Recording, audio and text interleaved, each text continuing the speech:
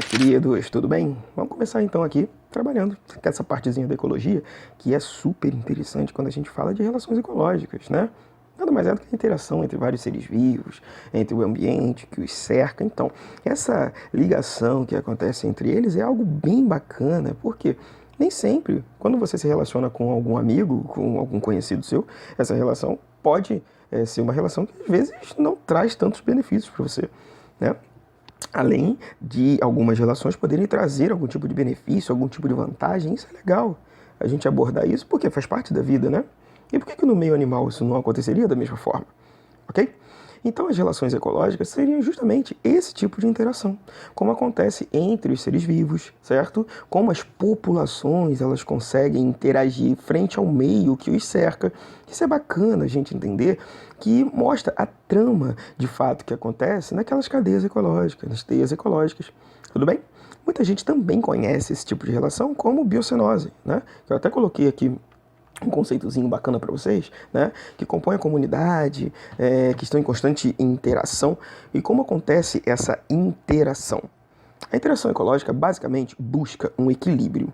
E esse equilíbrio, obviamente, ele vai atender a quantidade, ele vai buscar no máximo chegar na quantidade de recursos que o meio pode oferecer, né? Aquele ponto K, aquela linha K que a gente conversou em outras aulas, beleza?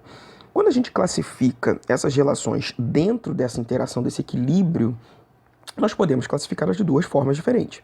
As relações chamadas de relações harmônicas, que eu coloquei aqui para vocês, a relação harmônica, que cuidado, relação harmônica é aquela em que os organismos não têm prejuízo, aqueles que estão envolvidos, eles não apresentam prejuízos diretamente, né?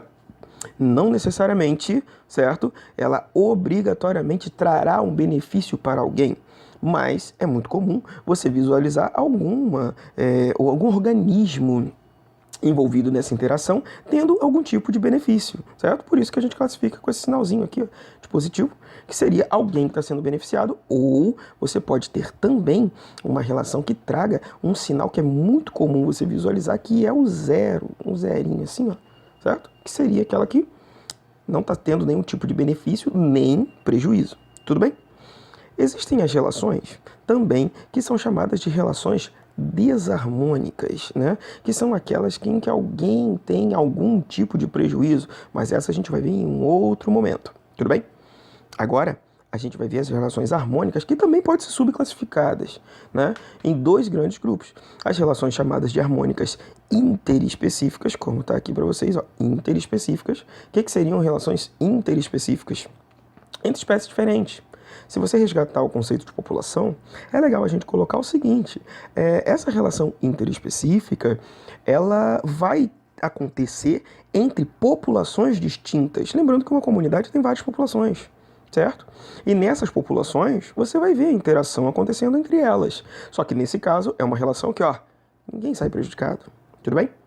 Uma das relações que a gente consegue visualizar, que é uma das mais comuns da gente, que a gente vê em concursos e tudo mais, seria a relação chamada de mutualismo. Onde todo mundo que está envolvido, olha aqui que bacana, todo mundo é beneficiado. Só que tem um detalhe nessa relação mutualística. Olha, ela tem que ser obrigatória. Ah, professor, simbiose, o que seria isso? É quando você tem dois organismos interagindo de forma bem íntima, às vezes um no corpo do outro, que é o que a gente consegue visualizar muito bem no mutualismo. Ah, um exemplo clássico que a gente tem, eu coloquei aqui para vocês, ó. O que acontece quando você pega os cupins. Ah, isso aqui é o que? É um cupim? Não, queridos, isso não é um cupim. Mas isso é um protozoário que habita o estômago desses cupins, certo? Nesse caso, a gente está falando de uma triconinfa. Aí você pensa, ué, mas o que essa triconinfa faz? Ela é responsável pela produção de celulase. Se você lembrar, cupins, eles consomem celulose. Celulose, que é um dos carboidratos mais difíceis de serem fragmentados, né, que a gente conhece no ambiente. Cupim, ele não se alimenta ou ele ingere madeira. Ele não tem enzimas capazes de digerir essa madeira. Por quê? Porque tem muita celulase, certo? A triconinfa que está ali dentro faz esse papel e contribui para o cupim. Como? Ela produz a celulase e você consegue ver a fragmentação acontecendo aqui, ó, na madeira, certo?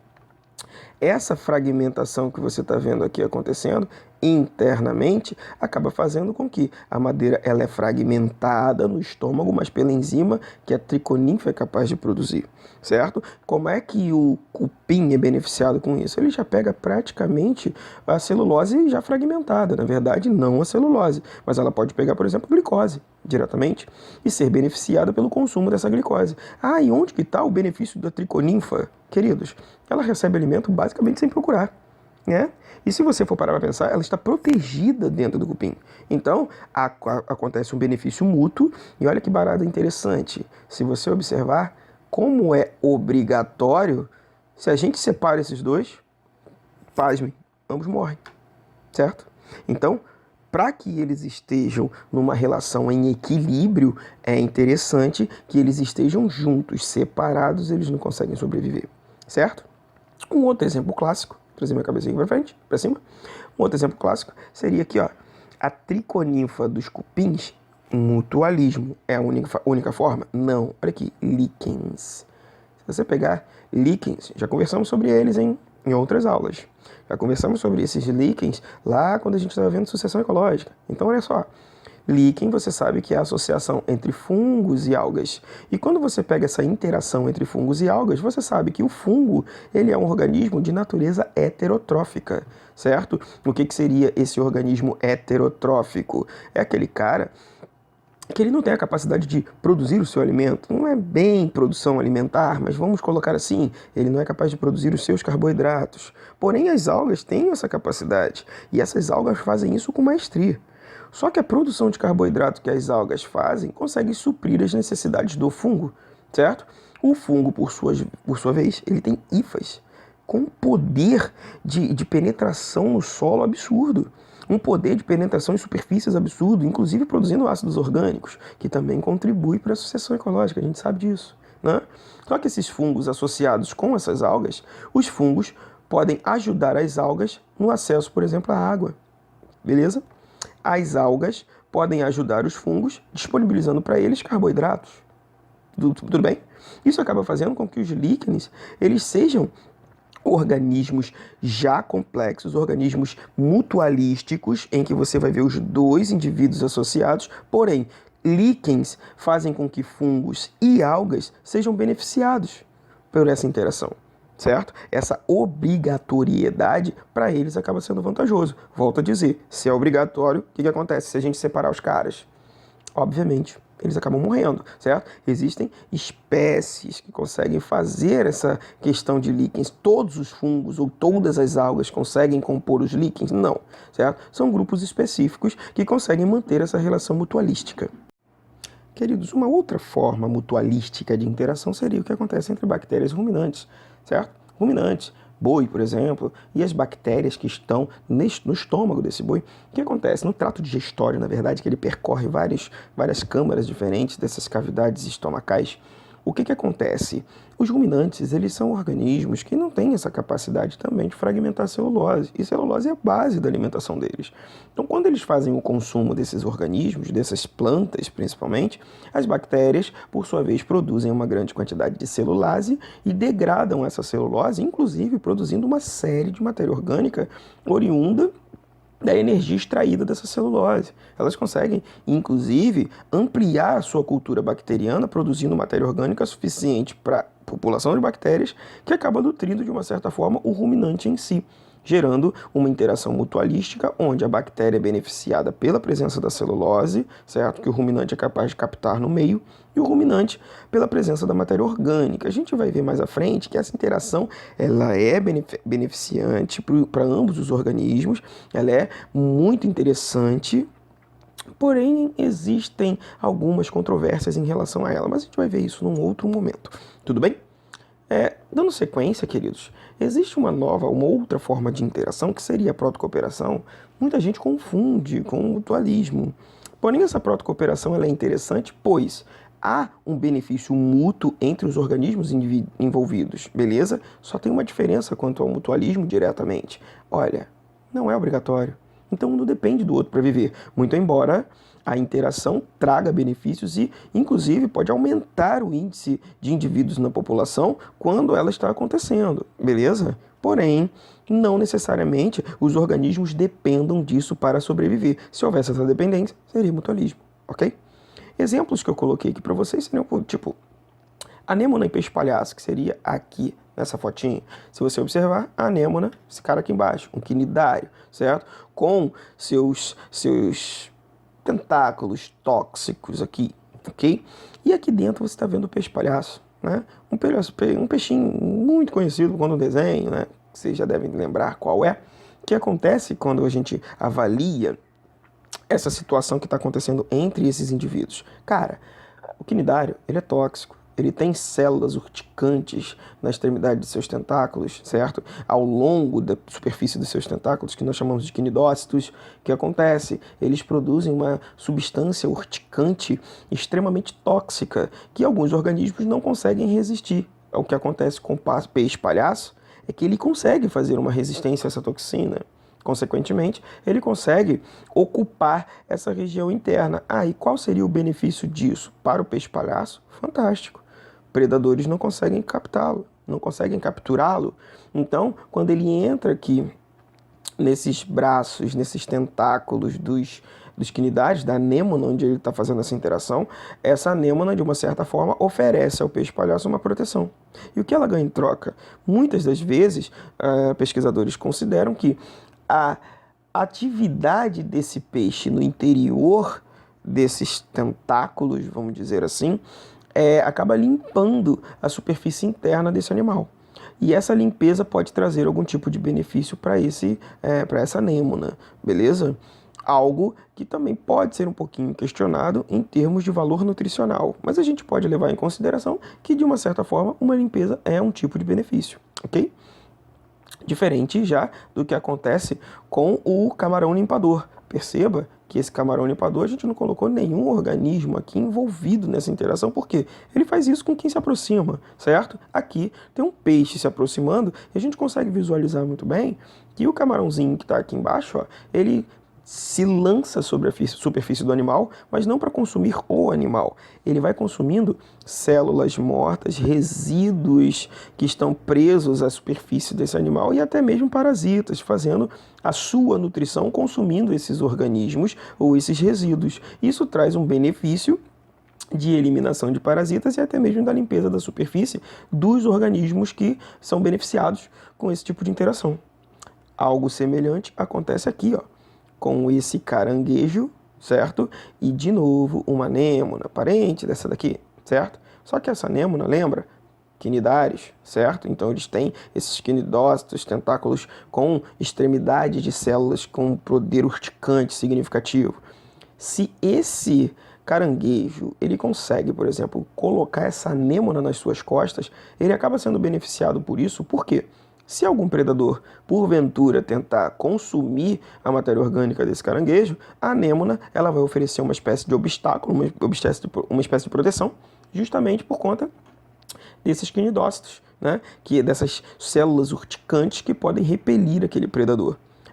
E o que a anêmona ganha em benefício? Queridos, a anêmona é um organismo fixo, certo? Nas costas de um caranguejo, ela consegue ter muito mais acesso ao alimento porque ela consegue se deslocar e conseguir acessar resíduos nutricionais que estariam presos, estariam dispersos em regiões que ela, por ser um organismo fixo, não conseguiria acessar esses nutrientes, certo? Então, acaba tendo um benefício mútuo. Mas lembrando, caranguejos conseguem viver sem a anêmona? Sim. Anêmonas conseguem viver sem caranguejo? Sim. E isso se aplica a todos esses organismos que eu coloquei como exemplo, tá?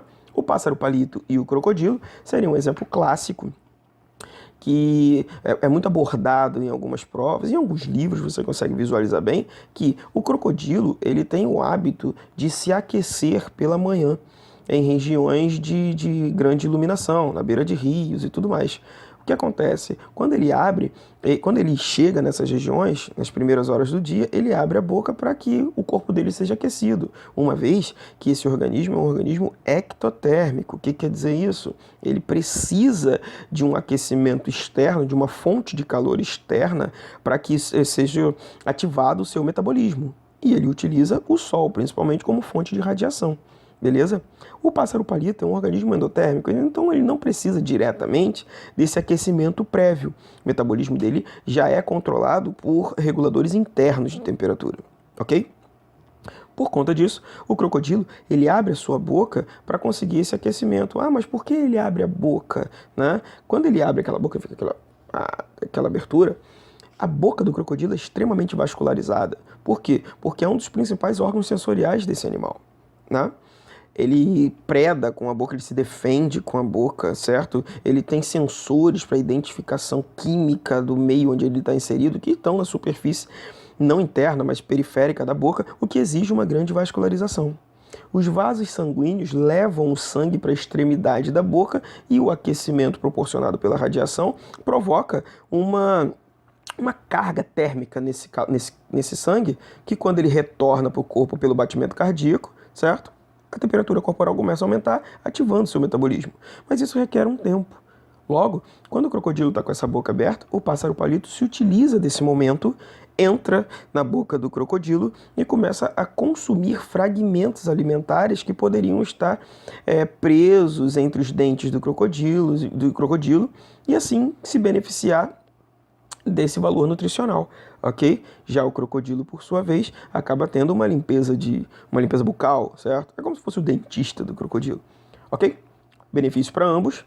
Necessariamente haverá uma obrigatoriedade? Não, queridos, como acompanha todos os indivíduos aqui nesse slide. Tudo bem? Vida que segue, queridos. Quando a gente fala de comensalismo, cuidado com o termo comensalismo. Por quê?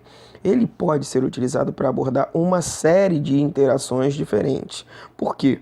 É muito comum você atribuir ao comensalismo uma relação de objetivo nutricional, certo? Ah, mas espera aí.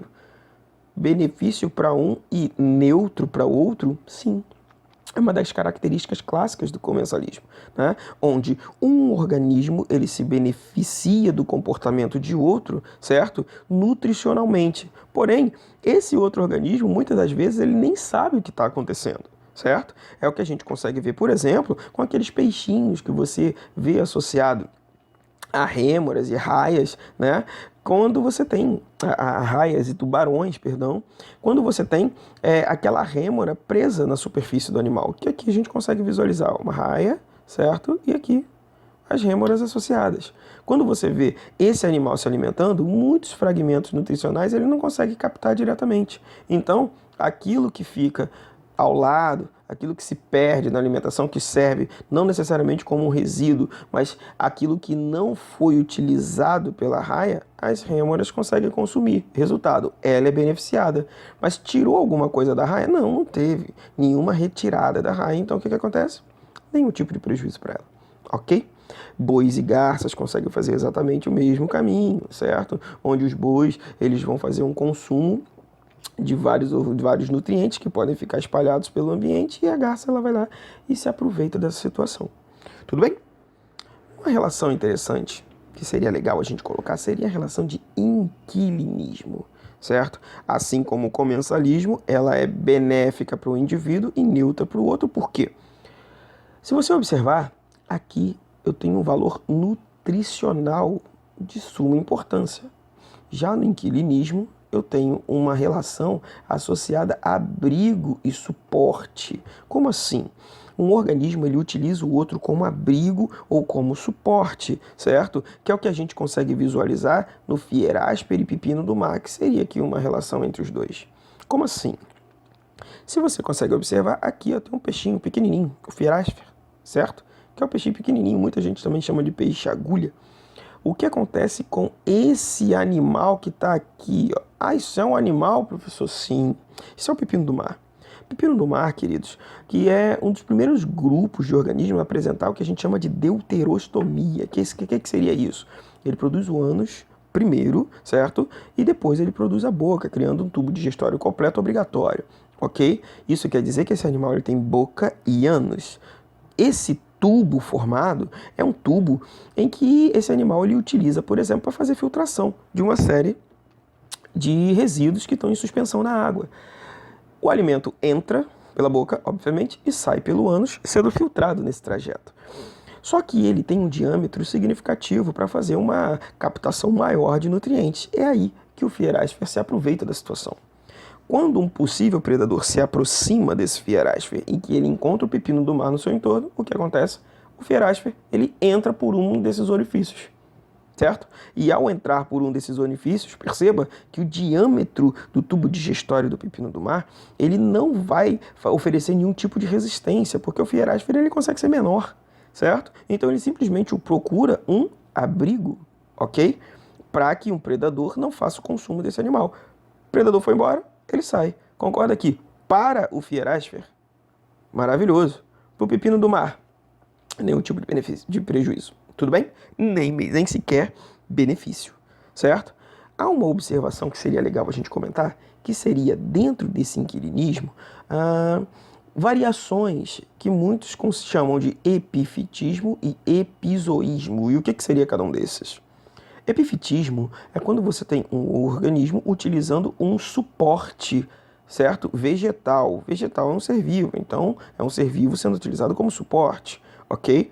Que é o que acontece, por exemplo, quando a gente faz uma relação entre bromélias e uma série de árvores, como eu coloquei aqui para vocês, certo? Quando você observa esse tipo de interação, ó, a broméliazinha está ali, em suspensão, e a árvore está aqui. Muita gente pensa que essa planta é uma planta parasita, só que isso não acontece. Na verdade, o que está rolando aqui é o seguinte, essa interação, essa bromélia acaba utilizando essa planta aqui, ó, como um suporte. Ela adere às suas raízes, são raízes fixadoras, porém não são raízes que extraem nenhum tipo de nutriente dessa planta. Ela simplesmente abraça a planta como uma forma de suporte. Para que isso? Para que ela tenha mais acesso à luminosidade, certo? Para que ela tenha mais acesso, por exemplo, à radiação, para intensificar sua atividade fotossintética, algo que é extremamente benéfico para essa bromélia, certo? Porém, nenhum tipo de prejuízo, nem sequer benefício às árvores envolvidas, ok? Uma forma diferente de suporte, mas também muito parecido com o epifitismo, seria o chamado epizoísmo. Se você pegar esse fit aqui, ó, planta, zoo aqui, ó, seriam animais? Quer dizer que um organismo utiliza um outro organismo animal como suporte? Sim, certo? Muitas das vezes como transporte até, certo? E isso acontece principalmente quando você observa em algumas no superfície do couro de alguns animais aquáticos, principalmente, a adesão de uma série de organismos, como a gente vê, por exemplo, em cracas e baleias. Aqui dá para você ver cracas aderidas à nadadeira da baleia, para quê? Para que ela consiga um deslocamento melhor. Aí muita gente pensa, poxa, mas para que esse tipo de deslocamento? Aqui eu coloquei em destaque para vocês um exemplo de uma craca, né? Se nós ampliarmos aqui um pouquinho, você consegue visualizar o seguinte, olha uma carapaça que essa craca pôde produzir, e olha aqui, o corpinho dela com seus tentáculos aqui. O que acontece? Esse organismo ele é um artrópodo e ele projeta essa estrutura corporal para funcionar como uma espécie de rede que recolhe uma série de sedimentos que estão disponíveis na água. Logo, ele é um organismo fixo que faz essa captação. Porém, se você está fixo, a sua nutrição ela acaba sendo limitada à região onde você está aderido. Porém, se você consegue fazer a adesão a um organismo que tem um deslocamento significativo, um organismo nectônico, concorda que a diversidade de recursos por onde esse animal vai passar vai te trazer muito mais benefícios. E você, de uma certa forma, não atrapalha o deslocamento desse animal, uma vez que o objetivo dessa craca é basicamente captar os resíduos disponíveis no ambiente. Consequentemente, para a baleia, nenhum tipo de benefício ou prejuízo, porém para a craca, benefícios significativos. Tudo bem, queridos? Dando sequência, certo? A gente consegue visualizar aqui, ó, as relações harmônicas intraespecíficas, certo? O diferencial é o seguinte, olha aqui, intraespecífica, ou seja, está acontecendo como? Está acontecendo entre organismos da mesma espécie, ou seja, dentro da população, certo? E uma das relações mais clássicas que a gente consegue visualizar aqui seria o que acontece na formação de colônias, certo? E também das sociedades. Mas espera aí, isso merece um destaque. Por quê? Quando se fala em relação intraespecífica, você está falando entre relações de organismos da espécie. Obrigatoriamente eles precisam interagir? Não necessariamente. Porém, óbvio que vai ser muito mais benéfico você ter esse tipo de interação. Só que o grau da interação ele vai ser estabelecido principalmente por fatores genéticos, certo? Populacionais. Em colônias, por exemplo, há o que nós chamamos de ligação tecidual entre esses organismos. E o que vem a ser essa ligação tecidual? É quando você tem organismos presos pelos tecidos, as células estão interagindo, certo? Você já deve ter visto aquela fileirinha de homenzinhos de papel quando você cola. Brincadeira, né, de criança. Então, algo parecido com aquilo. Eles estão unidos pelo papel, certo? Aqui, o papel é como se representasse o tecido. Eles estão unidos tecidualmente, tecido corporal, certo? Epiderme, derme, quando você pega, por exemplo, o tecido muscular, isso varia de um organismo para o outro. Um dos clássicos que a gente consegue visualizar nesse tipo de interação seriam esponjas, corais, caravelas. Um diferencial interessante é que, quando você pega esse tipo de interação, há umas diferenças entre esse tipo de interação. Vou até puxar aqui a cabeça para o lado, que aí a gente consegue visualizar melhor. Quando a gente pega essa colônia, eu posso classificar essa colônia de duas formas, certo? Existem as chamadas colônias isomorfas, certo? E quem são as colônias isomorfas? Esse iso que está aqui, ó, certo? Isso quer dizer que eles são iguais. E morfo é formato. Ou seja, os organismos que estão em interação, eles são organismos que apresentam a mesma estrutura morfológica, certo? Eles são muito semelhantes entre si. Embora tenham materiais genéticos diferentes, por serem organismos diferentes, tu lembra que o DNA ele é específico para cada indivíduo, certo? Mas, sendo da mesma espécie, ele vai ter o mesmo grupamento de tipos genéticos, o que acaba fazendo com que as colônias consideradas isomorfas são colônias em que, a grosso modo, é todo mundo igual, certo? É o que você consegue visualizar, por exemplo, nesse esquema de esponja que a gente está vendo aqui, certo? Aqui são vários indivíduos, cada bolinha dessa aqui você vê um indivíduo associado. E o que acontece nessa interação? Vários indivíduos iguais interagem no ambiente de forma muito mais benéfica. Se nós ampliarmos isso daqui, ó, e visualizarmos essa colônia por dentro, ela seria algo mais ou menos assim, ó. Você consegue ver algo assim, certo? Onde, como esses organismos são fixos, e filtradores, a água entra pelo corpo do animal, certo? E acaba sendo internamente, acontece uma espécie de turbilhonamento em que os resíduos eles se chocam nas paredes, certo? E acabam nutrindo os organismos envolvidos. Beleza? E quando isso acontece, se este organismo que está aqui, ele é beneficiado, obviamente a distribuição de nutrientes beneficia o cara que está aqui do lado também, o cara daqui também será beneficiado, aqui será beneficiado, e como a gente tem esse benefício mútuo, todo mundo que está ali, ó, acaba sendo beneficiado de maneira mútua. Tudo bem? Porém, são todos da mesma espécie, ok? Porém, há uma outra forma de colônia, né? Muito conhecida como colônia heteromorfa. Assim como eu falei com vocês que iso é igual, eu posso dizer que hétero é diferente. Morfa, formato, morfologia, certo?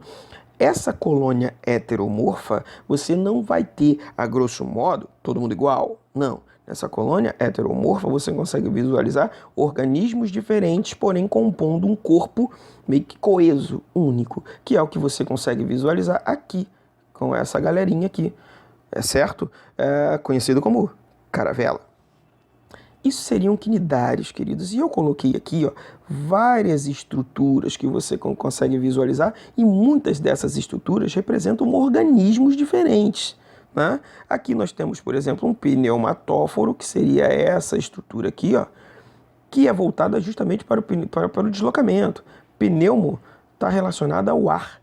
Então, isso aqui funciona como uma bolsa que fica cheia de ar, que ajuda no deslocamento, orientado por essa crista, que funciona como uma estrutura de navegação, certo? Esses organismos, eles conseguem explorar o ambiente, obviamente, à sua maneira, muito diferente do deslocamento de um peixe, mas funcionando como se fosse, de fato, uma caravela, utilizando o vento, essas cristas, essas estruturas, as correntes marinhas para fazer esse tipo de deslocamento. Porém, aqui embaixo você consegue visualizar organismos que têm formatos ou materiais genéticos diferentes que acabam fazendo com que esses indivíduos eles tenham comportamentos diferentes internamente, dividindo inclusive o trabalho, certo? Para que o organismo como um todo tenha um equilíbrio. Os gonozoides, por exemplo, que seriam essas extremidadezinhas aqui que você consegue visualizar, estão responsáveis, por exemplo, pela produção de uma série de estruturas de reprodução, certo? De gametas, por exemplo. Os dactilozooides, que são essas estruturas aqui projetadas para baixo, eles são os tentáculos responsáveis, por exemplo. Eles produzem os tentáculos, só que eles, se você observar, eles praticamente são os tentáculos. Que vão fazer que tipo de função nessa colônia? Eles vão recolher os nutrientes para que haja uma digestão e a distribuição nutricional acontece por todo o organismo. Certo? Então concorda comigo que são organismos diferentes, certo? Diferentes, e esses organismos diferentes acabam contribuindo com diferentes funções para o equilíbrio de todo o organismo como um todo, certo? Tudo bem? Quando a gente avalia esse tipo de interação, não importa, isomorfa, heteromorfa, todos são coloniais. Certo? E essas colônias, sim, elas têm ligação tecidual com relação intraespecífica. Ok, queridos? Uma outra relação que é bem interessante a gente colocar seria a relação que acontece entre sociedades. Quem são as sociedades, queridos? Sociedade nada mais é do que um monte de organismo de mesma espécie que mantém divisão de trabalho, só que há uma diferença significativa quando a gente fala das colônias com sua ligação tecidual. A diferença é que aqui você mantém a individualidade dos organismos, criando, por exemplo, castas com definição genética de formato corporal. A grosso modo, é como se fosse uma colônia heteromorfa, certo? Em que os indivíduos se dissociaram e tiveram um comportamento mais individualizado. Obviamente que isso não aconteceu da noite para o dia. Foram mecanismos evolutivos que levaram à definição desses organismos e principalmente dessas castas internas. Assim você consegue visualizar como abelhas, cupins, formigas, que eles apresentam organismos voltados para a reprodução, como as rainhas, certo? Os zangões, organismos voltados para a proteção de todo o grupo, como, por exemplo, os soldados, né? Organismos voltados, por exemplo, para explorar o ambiente, para trazer recursos para essa grande sociedade, como acontece com as operárias, tudo bem? E a gente consegue visualizar esse tipo de comportamento em abelhas, cupins, formigas, a maneira de cada um desses grupos. Tudo certo? Só toma cuidado com essa galerinha aqui, ó, as vespas. O que acontece com as vespas, querido? Cuidado. Existem as chamadas pseudo-sociedades. Eu vou até botar aqui para vocês. Pseudo, certo? Sociedade. O que acontece com essa pseudo-sociedade? Não necessariamente você vai ter uma divisão plena dos trabalhos, certo? Você tem a divisão de organismos que optam por viver juntos, que é beneficente, benefício para todos viverem juntos, porém, todos conseguem fazer as atribuições funcionais de qualquer região dessa sociedade. O que quer dizer isso? Todos estão envolvidos com reprodução, todos estão envolvidos com proteção, todos estão envolvidos com o serviço diário, vamos dizer assim, porém, eles mantêm a individualidade e vivem em conjunto, como se fosse um grande condomínio em que todo mundo se contribui para a vida, para o desenvolvimento dessa sociedade. Tudo bem?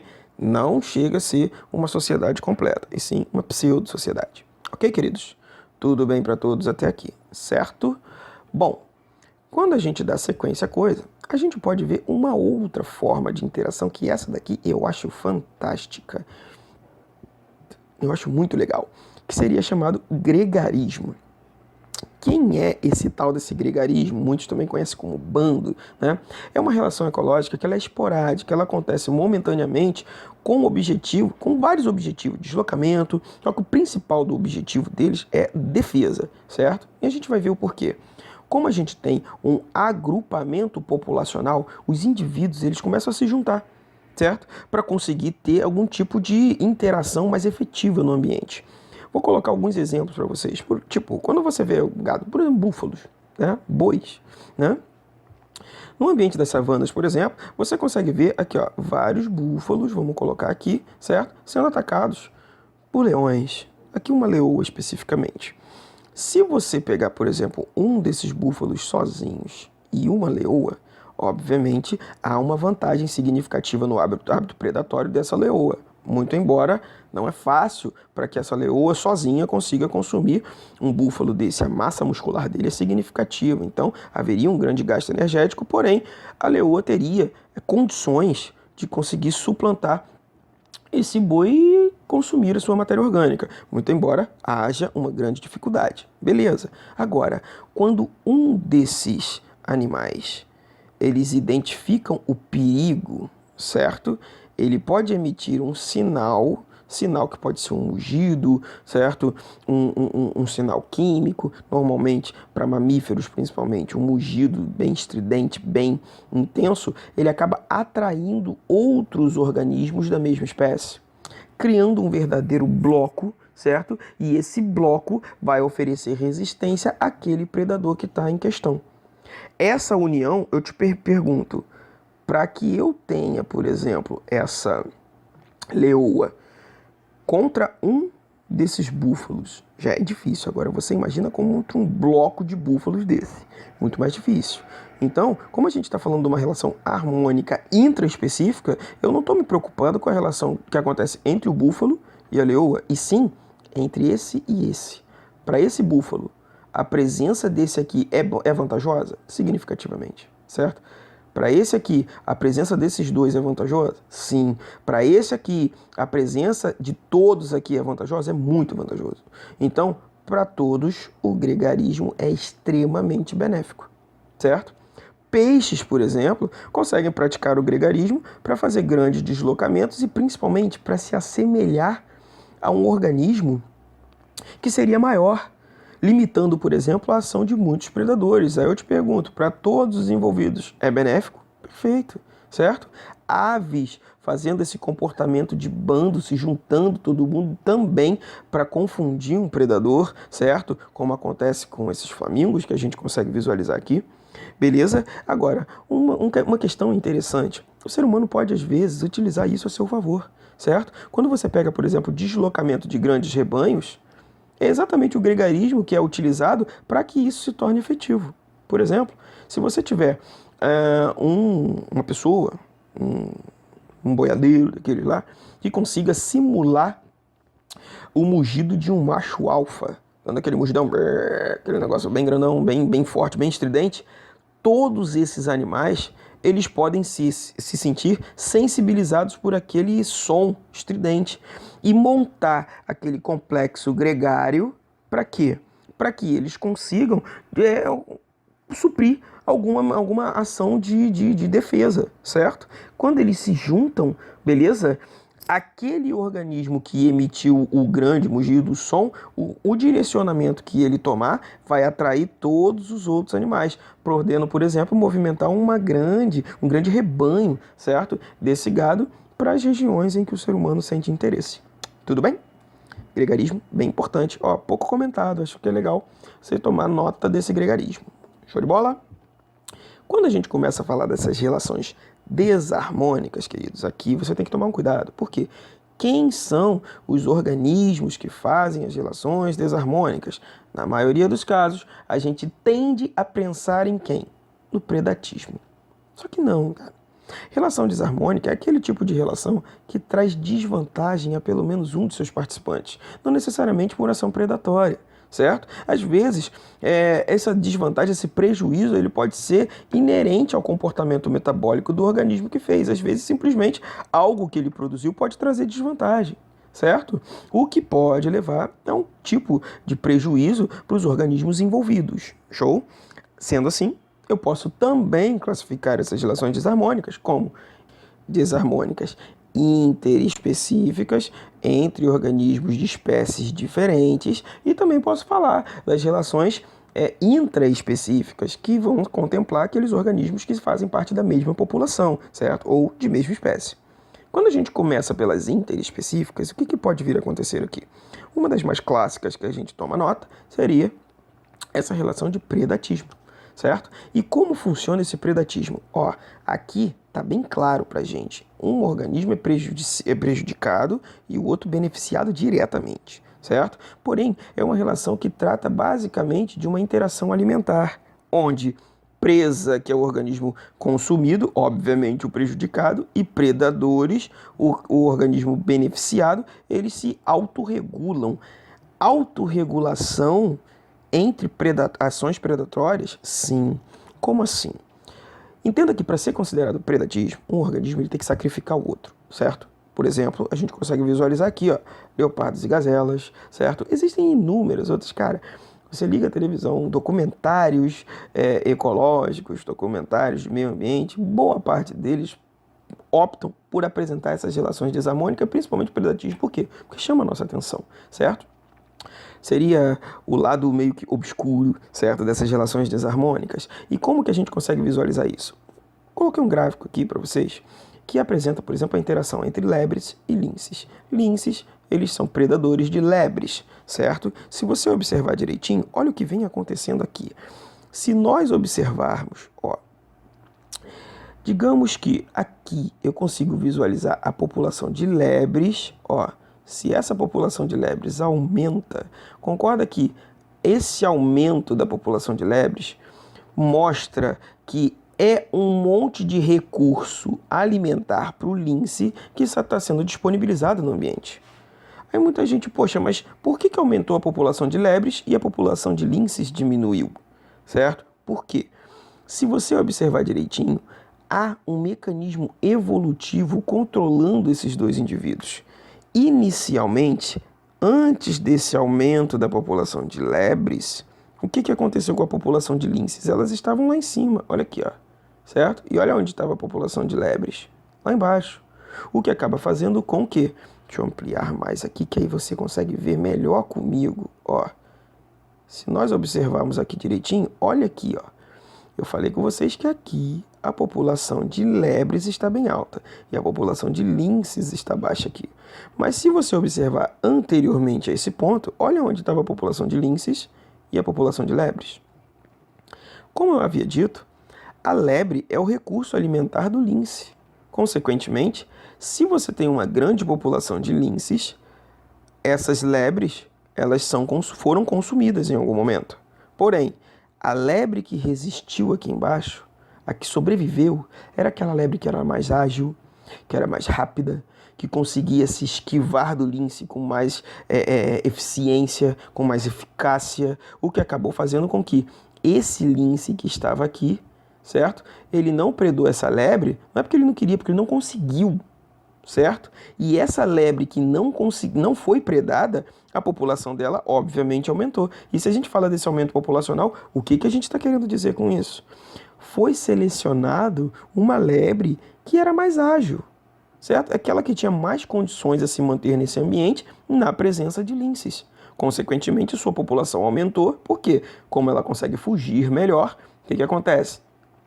Sua população ela começa a intensificar porque ela foi selecionada pelo ambiente. Beleza? Só que esse mecanismo de seleção foi em função daquela grande população de linces que existia aqui. Porém, há um declínio desse lince, porque esse lince ele não consegue predar essa lebre. Consequentemente, o que acontece aqui? Ó? Assim como a seleção natural acontece para a lebre, vai acontecer para o lince. No seu mecanismo de reprodução limitado, até porque ele está em declínio, algum organismo ele pode surgir com uma capacidade de consumir esse tipo de lebre, essa nova lebre. Só que esse novo lince, quando ele começa a consumir essa lebre, ele vai levar um declínio da população de lebres, certo? E isso faz com que, olha quanto recurso tem para esse novo lince. Então ele começa a subir a sua população porque ele está tendo bastante recurso graças a essa nova condição evolutiva, que pode ter sido oriunda de quê? De uma mutação? Talvez, certo? Ou de um fator de recombinação genética, que a combinação de genes contribuiu, por exemplo, para que ele tivesse uma maior velocidade, um maior suporte de oxigênio nos seus tecidos, né? Fibras musculares mais resistentes, que mais contráteis, que conferem a ele um pouco mais de velocidade, enfim, inúmeros fatores podem levar a essa nova organização fisiológica desse lince, o que faz com que ele consiga subir, e olha quanta comida que ele vai ter disponível. Só que esse consumo, obviamente, se o lince for bem sucedido, a tendência é a população de lebres cair de maneira significativa. E olha que coisa, concorda comigo com essa queda da lebre? Isso vai faltar comida para esse novo lince, que começa a cair, certo? E novamente a gente vai ter um mecanismo seletivo, selecionando novas lebres que conseguem fugir desse lince, fazendo com que haja um aumento significativo da população dessa lebre. Olha só a vantagem evolutiva que ela teve. Só que isso motivou também uma modificação, uma seleção natural de um novo tipo de lince, certo? E essa oscilação evolutiva se dá ao longo dos anos. O tempo vai passando. E se você perceber, isso não acontece da noite para o dia. Aqui nós temos intervalos de 10 anos de avaliação, ok? E isso se mantém nesse dinamismo populacional. Queridos, isso tem um nome. Isso tem um nome. Quando você considera esse tipo de mecanismo evolutivo, o que está acontecendo aqui? Muitos chamam disso de equilíbrio, certo? Coevolutivo dinâmico. Como assim? Equilíbrio por conta de você manter uma população equilibrada em função do outro. É aquela questão da regulação que acontece entre eles. Coevolutivo, pois uma espécie está evoluindo em função da outra. Dinâmico, por quê? As populações estão alternando seus picos, ora em grande população, ora em baixa população. Esse equilíbrio evolutivo dinâmico, ele está diretamente ligado ao quê? Aos mecanismos evolutivos onde, concorda que esse que está aqui faz com que uma espécie dependa da outra no seu mecanismo evolutivo? Chega um determinado momento, meus queridos, que o lince, ele vai se especializando tanto no consumo da lebre, e a lebre, por sua vez, se especializa tanto em fugir desse lince, que acaba rolando uma espécie de interação muito íntima, predatória, mas muito íntima entre eles, criando algo semelhante àquela questão obrigatória do mutualismo. Só que neste caso, indireto, pois você não está tendo um tipo de troca harmônica entre eles. É um mutualismo indireto porque um está fugindo do outro e isso está levando a mecanismos evolutivos para que eles sejam bem-sucedidos no ambiente onde eles estão inseridos. Ok? Tudo tranquilo até aqui? Tudo bem, né? É um mecanismo bem interessante da gente conseguir avaliar, principalmente por dois motivos. Primeiro, esse mutualismo ele vai ditar a frequência de indivíduos em determinados locais, em determinadas populações. É por isso que você consegue ver muitas interações diretas, tipo o leão com o búfalo, certo? O leão com o zebra, que eles começam a interagir de maneira bem mais efetiva, certo? Em relação à herbivoria, perceba que eu coloquei muito destaque aqui. Por quê? Há formas diferentes da gente avaliar essa herbivoria. Obviamente, seria uma forma de predatismo quando você pega organismos herbívoros consumindo outros organismos que seriam vegetais. O diferencial é que, como a gente havia comentado, o predatismo está muito atrelado ao sacrifício para condições alimentares. E não necessariamente na herbivoria vai haver um sacrifício, ok? Muito provavelmente você pode visualizar, por exemplo, um gado boi consumindo um pedaço de um capim, não necessariamente matando aquele capim, ou consumindo até mesmo um fruto, certo? Em que esse fruto ele tem um embrião ali dentro, ele pode simplesmente pegar esse fruto, consumir a polpa e liberar aquele embrião sem que haja prejuízos, certo? Para o embrião. Ou seja, não necessariamente levará ao sacrifício, certo? Muitas das vezes, essa herbivoria ela pode ser considerada uma forma de parasitismo, inclusive, em que nós já vamos ver, mas é como se fosse um organismo consumindo o outro sem levá-lo diretamente à morte. Por conta disso, organismos consumidores primários consumindo produtores, herbivoria, ok? Principalmente se relacionado a plantas. Tudo bem, queridos? Bem, como havia dito agora, há poucos minutos a gente conversou sobre isso, a relação desarmônica de parasitismo é uma relação que precisa ser bem avaliada, pois muitos pesquisadores consideram o parasitismo uma forma de especialização daquele mutuarismo indireto que nós vimos aqui.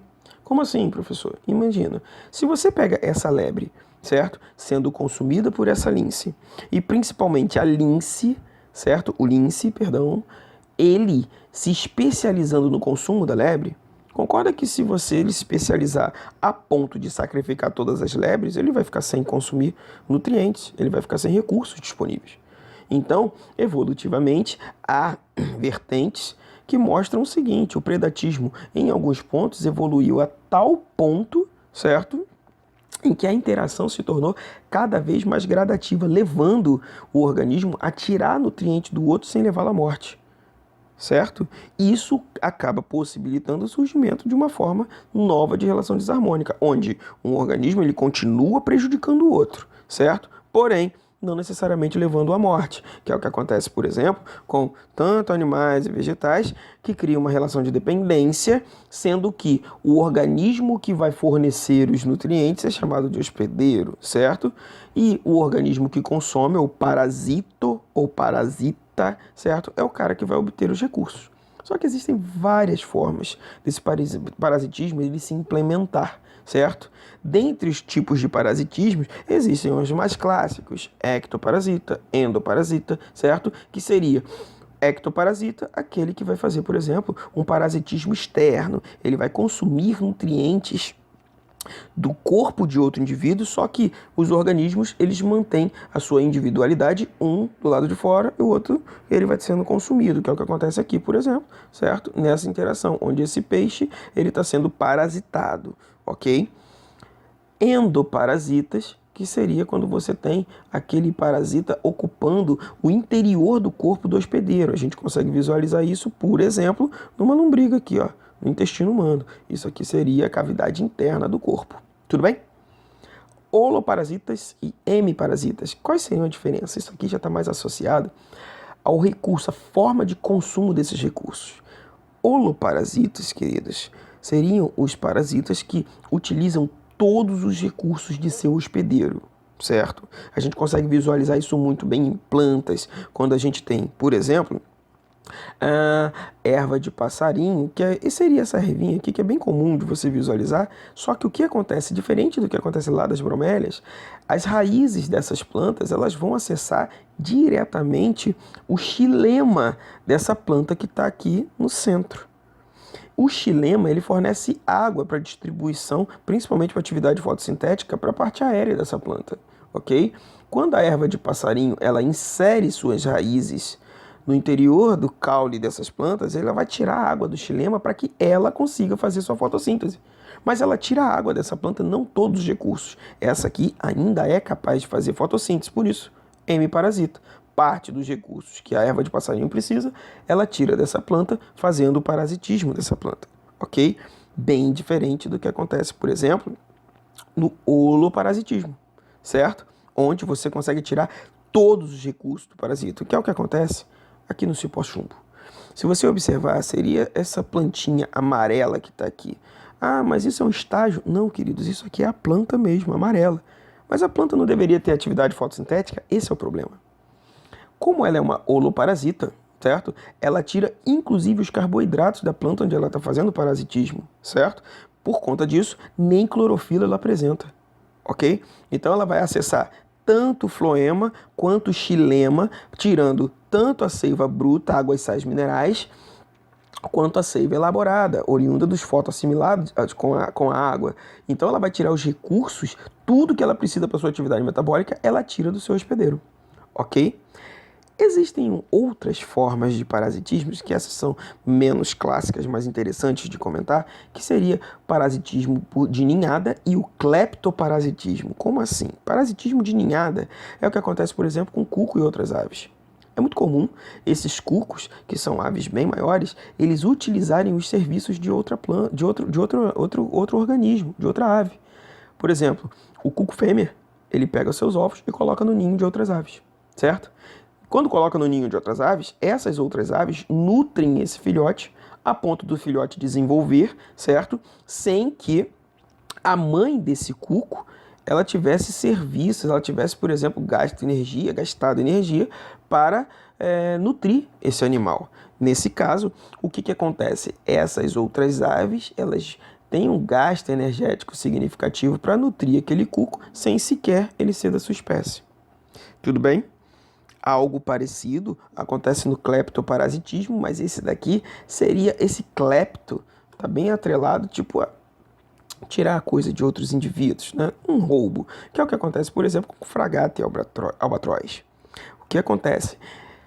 Os albatrozes, eles conseguem consumir os alimentos, certo? Eles conseguem explorar os recursos no rio, explorar os recursos dos mares, principalmente oceanos, tirando peixe, consumindo e tudo mais.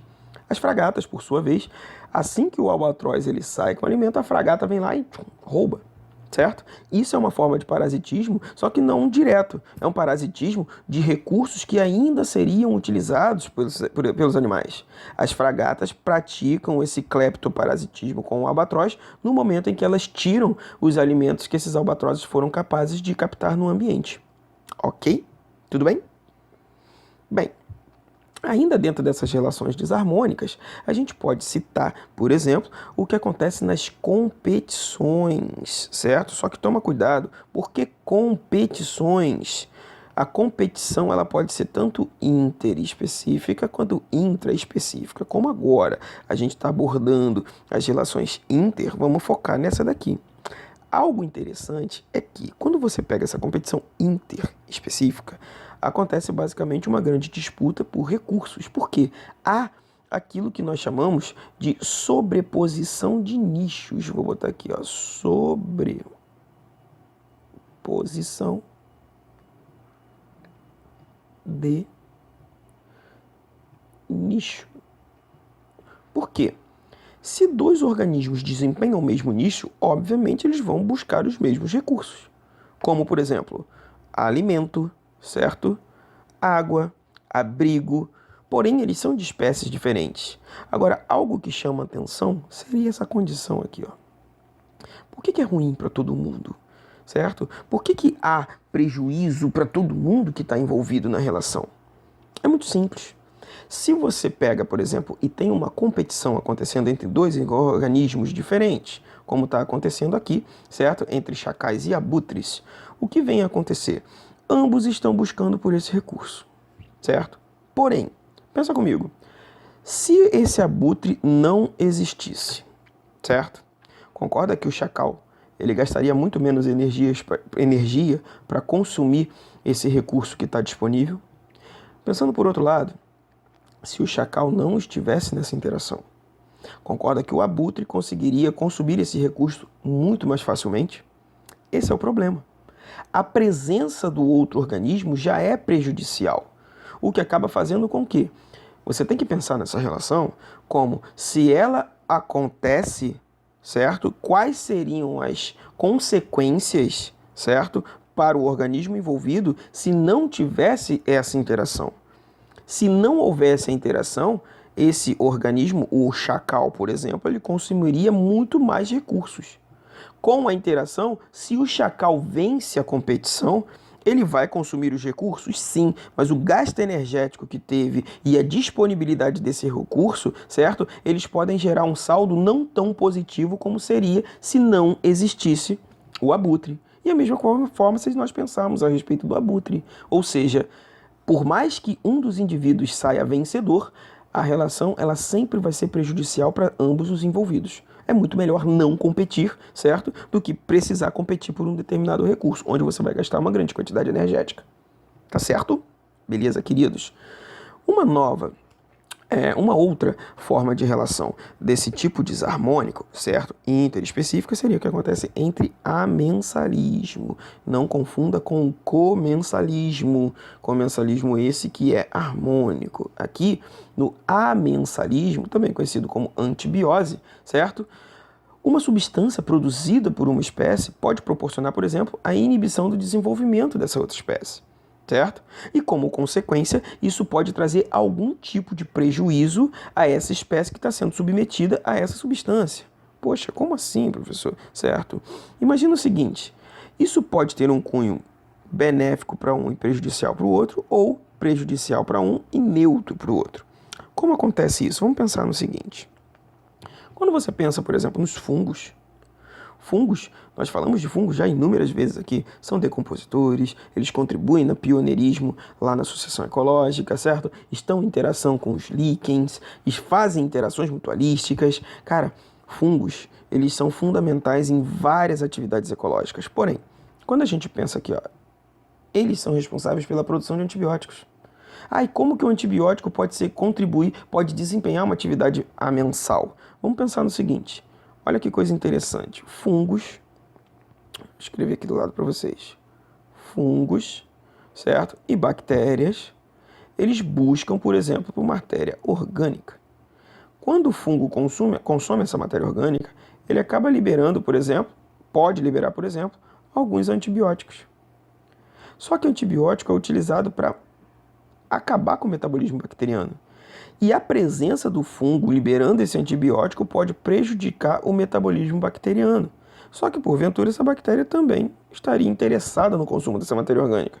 Concorda, então, que a presença desse fungo liberando esse antibiótico acaba prejudicando o metabolismo bacteriano, fazendo com que a bactéria tenha uma resposta prejudicial, certo? E o fungo, por sua vez, nesse caso, ele pode ser beneficiado, porque ele vai minimizar os mecanismos de consumo, de competição por essa matéria orgânica. Tudo bem? Ou seja, é uma forma de amensalismo onde um indivíduo é beneficiado em função do outro. Ok? Porém, é somente essa forma de interação que a gente consegue visualizar? Não, meus queridos, não. Claro que não. Certo? Se você observar direitinho, eucaliptos, por exemplo, muito clássico. Eucalipto, que gera aquela essência que a gente usa em produtos de beleza, em banheiros, certo? Até mesmo de forma alimentar. O que acontece? O eucalipto, ele é capaz de produzir uma substância chamada de eucaliptol, que esse eucaliptol, ele acaba sendo liberado no ambiente no ato da germinação e até mesmo no desenvolvimento desse eucalipto, certo? Eucalipto, que é uma plantinha, queridos, que essa planta ela cresce de maneira significativa, você consegue ver um pezinho de eucalipto e as raízes dele. Porém, o desenvolvimento desse eucalipto faz com que ele libere uma grande quantidade desse álcool, o eucaliptol, certo? E o que acontece com esse eucaliptol? Se você pegar uma outra planta, colocar aqui do lado, esse eucaliptol ele não deixa essa semente germinar. Resultado, o eucaliptol limita o desenvolvimento dessa semente e não necessariamente para trazer algum tipo de benefício para o eucalipto, certo? Ou seja, é uma forma de interação ecológica onde, para o eucalipto, pouco benefício, ou zero até. Agora, para a planta que está próxima a ele, extremamente prejudicial, certo? Por isso que é muito comum você visualizar em práticas de reflorestamento, certo?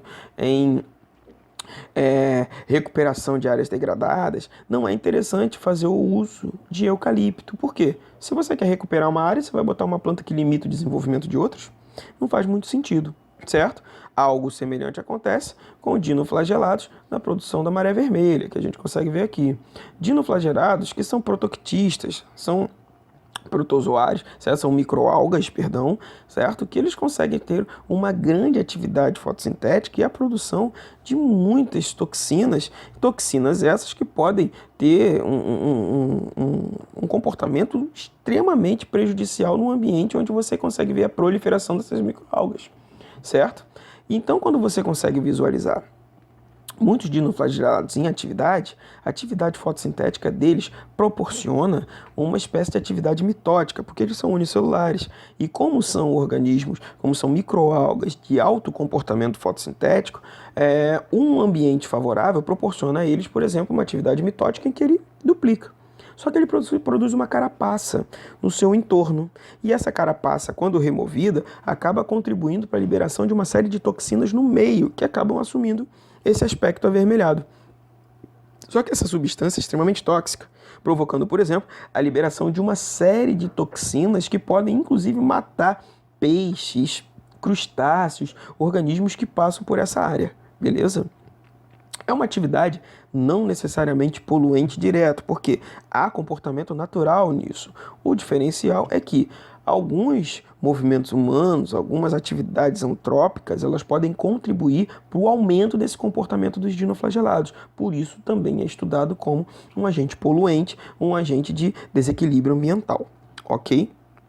Corais também são capazes de fazer isso na própria produção de suas toxinas, certo? Contribuindo, assim como semelhante ao que acontece com os eucaliptos, produzindo substâncias tóxicas que podem limitar o desenvolvimento de outros organismos. Ok, queridos? Bem, quando a gente fala de esclavagismo, certo? Tem que tomar cuidado porque estamos falando de esclavagismo interespecífico, certo? E o que seria esse esclavagismo interespecífico? Tem esclavagismo intraespecífico? Infelizmente, tem, queridos. Infelizmente ou felizmente, né? Depende do ponto de vista. Bem, o que seria isso? Uso do trabalho de outra espécie por aprisionamento. Como assim? O que acontece clássico com formigas e pulgões. Se você observar, aqui a gente tem uma formiguinha, certo? E aqui vários pulgões. Esses pulgões, eles têm um aparelho bucal extremamente especializado em fazer o consumo de nutrientes de plantas, certo? Diretamente, tirando os recursos, principalmente da seiva elaborada. Os fotoassimilados, enriquecidos com carboidratos pra caramba, certo? Sacarose, glicose, maltose, você consegue ver um monte de carboidrato saindo. Só que a alimentação desses animais é uma alimentação que ela está diretamente ligada a um consumo direto sobre o tubo digestório deles, vou até ampliar aqui para vocês, sobre o tubo digestório deles que é completo. Então, assim como ele está consumindo nutriente, quase que diretamente ele vai eliminar fezes, só que são fezes extremamente enriquecidas com carboidrato, porque o consumo que ele faz é muito intenso, certo? E esse consumo acaba fazendo com que haja liberação de uma série de resíduos ainda enriquecidos com grande quantidade de carboidratos. É aí que a formiga se aproveita da situação. Ela aprisiona um grupo aqui, de pulgões numa região, e quando esses pulgões começam a defecar, liberando esse excedente de glicose, esse excedente de carboidratos, ela consome esse excedente, mantendo esses pulgões em cativeiro, ou seja, ela está utilizando dos serviços do pulgões para se beneficiar, certo? Esse esclavagismo, muitos também conhecem como sinfilia, o que acontece? Neste caso, você está tendo o aprisionamento do pulgão, certo? Que acaba tendo seu serviço, tendo sua alimentação limitada a essa região. Alguns pesquisadores consideram uma relação até interessante de proteção, pois qualquer predador desse pulgão, ele vai meio que oferecer resistência, a formiga vai oferecer resistência a esse predador, certo? Porém, a manutenção em cativeiro é fator crucial para a determinação desse esclavagismo interespecífico. Tudo bem, queridos? Bem, meus queridos, dando continuidade, já nas relações consideradas desarmônicas ainda, só que agora a gente falando de desarmônicas intraespecíficas, aí a coisa começa a complicar um pouquinho, porque a gente está falando de organismos de mesma espécie, cara. É da mesma população, só que são organismos que estão, de alguma maneira, interagindo de maneira desarmônica, levando a prejuízos de alguns indivíduos envolvidos, né? E seriam as mais clássicas que a gente consegue visualizar, seria a competição agora intraespecífica, certo? Canibalismo e o esclavagismo intraespecífico, certo? Que são interações interessantes que a gente vai conseguir visualizar esse desequilíbrio que normalmente acontece não porque o camarada ele simplesmente quer prejudicar o outro, certo? Mas evolutivamente para ele acaba se tornando vantajoso, ok? É o que a gente vai visualizar, por exemplo, na competição intraespecífica. Lembra que se é intraespecífica dentro da mesma espécie, os caras apresentam o quê? O mesmo nicho, certo? O nicho dele é igual. Então aquela sobreposição de nicho é obrigatória nesse caso. Então, por conta disso, a gente vai visualizar uma grande luta, por exemplo, por recursos, por comida, certo? Por abrigo, por água. Só que aqui a gente consegue ter um favorecimento, enfatizar um pouco mais a competição de cunho sexual. Busca por fêmeas, cara, certo? Essa busca por território e por fêmea é uma das principais ocorrências da competição, certo? Isso seria legal ressaltar que também está diretamente ligado ao mecanismo de seleção natural entre esses organismos. É muito clássico você visualizar, por exemplo, luta entre leões, que eu até coloquei como exemplo aqui para vocês, buscando por uma fêmea, certo? São batalhas, são entraves que trazem prejuízos significativos. Lembrando, muito melhor que você não tenha essa competição. Porém, há necessariamente, certo? Um vencedor, e o perdedor normalmente é o cara mais prejudicado, ok? Mas longe de dizer que o vencedor ele não vai ter prejuízos, certo? Uma outra interação que chama muito da atenção seria o canibalismo, certo? Até legal comentar que o canibalismo, principalmente para humanos, é algo que provoca extrema ojeriza, extrema repulsa, ok? Mas quando a gente fala no mundo dos seres, digamos assim, livres, selvagens, vamos dizer assim, isso não é tão difícil de ser praticado, porém com objetivos distintos. O objetivo principal aqui seria o quê? Nutrição da espécie. Esse é o principal, porém, quando a gente fala de um organismo da mesma espécie sendo consumido por outro, certo? Há sempre um objetivo extra, certo? Por exemplo, o cunho nutricional direto, ele pode estar ligado, por exemplo, à dificuldade de encontrar recursos no meio, dependendo muito do hábitat e do hábito que esses organismos podem praticar no local onde ele está inserido. Tudo bem? Quando a gente fala de um canibalismo reprodutivo, seria quando as formas de canibalismo elas podem contribuir para os mecanismos de reprodução, principalmente nos rituais reprodutivos, que é o que a gente consegue visualizar aqui, ó, que é acontecendo entre louva-a-Deus. Se você lembrar, só um dado curioso, louva-a-Deus, ele é um animal e um inseto, certo? Em sendo um inseto, o seu mecanismo, o seu sistema nervoso é um sistema nervoso ganglionar, em que você tem um gânglio central controlando vários outros gânglios secundários ao longo do corpo do animal, ok? Quando você tem uma fêmea de louva-a-Deus com um hábito predatório extremamente agressivo, os louva-a-Deus eles são muito agressivos, certo? Uma fêmea ela encontra no macho uma potencial refeição, ok? O diferencial é que feromônios produzidos por esses animais, eles podem minimizar esse hábito predatório no intuito de viabilizar a cópula. E esse sistema nervoso ganglionar, ele acaba fazendo com que você, com o gânglio central, você consegue mandar informações para os outros gânglios do corpo desse animal, fazendo com que você tenha um movimento coordenado, certo? Porém de funcionamento independente, sob a tutela daquele gânglio central, que normalmente ele está próximo à cabeça. O que acontece em alguns casos com esses hábitos copulatórios que acontece com louva-a-Deus? A fêmea, ela tenta, ela se expõe para o ato copulatório, certo? E o macho, ele busca fazer a inserção de sua estrutura reprodutiva. O diferencial é quando a cópula está rolando, quando está acontecendo, certo? Os níveis de feromônio tendem a reduzir um pouquinho, o que acaba fazendo com que o hábito predatório da fêmea começa a se expressar, fazendo com que ela faça o consumo desse macho durante a própria cópula, certo? Enriquecendo nutricionalmente, só que esse comportamento acaba fazendo com que, quando essa fêmea consome a cabeça desse macho, que é o que a gente está vendo aqui, ó, certo? Quando ela faz esse consumo, o que acontece? Os gânglios secundários, eles continuam em atividade. Então, por muitas vezes, o macho, sem a cabeça, ele continua liberando os espermatozoides para fecundação nessa fêmea, certo? O que aumenta, por exemplo, a secreção desses espermatozoides, contribuindo, por exemplo, para esse mecanismo reprodutivo. Por conta disso, obviamente, quem está consumindo e reproduzindo, a fêmea acaba sendo beneficiada. E o macho, poxa, foi comido, né? Obviamente, prejudicado, ok? É muito comum se falar também do infanticídio, que é uma forma de canibalismo um pouco tensa, né, quando a gente estuda, principalmente sendo humanos. O que acontece nesse infanticídio? Machos, eles se nutrem dos filhotes, acho que o próprio nome é autoexplicativo, né? Isso é comum em leões, por exemplo. Vocês sabem que leões, eles têm uma espécie de harém, certo? Onde o macho, ele tem algumas fêmeas atreladas ao seu metabolismo, atreladas ao seu hábito de vida, né? Uma espécie de um grupo, certo? De fêmeas que fazem uma série de atividades em conjunto, beleza?